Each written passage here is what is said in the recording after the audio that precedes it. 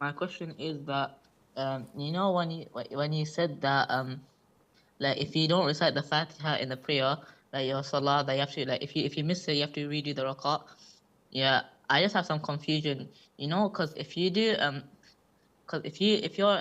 imam is in ruku, and then you do the ruku, and then everyone agrees that that you've catch the rakah.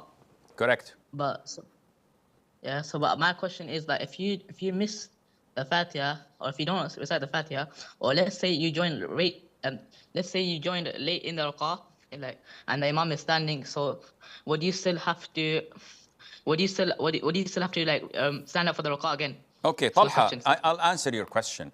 And the confusion arises when you cannot combine two evidences which you think in your mind that they contradict one another. And there's no contradiction. In loud rak'ahs, the recitation of the imam is sufficient for you. Whether you heard the Fatiha yourself, or you came late when the imam was reciting another surah, you missed the Fatiha, but his recitation is sufficient for you. You don't have to read the Fatiha. Or when you come and the imam is in the ruku' position, due to the hadith, when a man came and he entered the masjid, found the Prophet ﷺ and the companions all in the ruku' position. So he said, Allahu Akbar, did ruku', and then walked while in the ruku' position and joined the line, the row. He didn't recite the Fatiha because he immediately went to ruku'. When the salat was over, the Prophet said, زادك الله حرصا ولا تعد.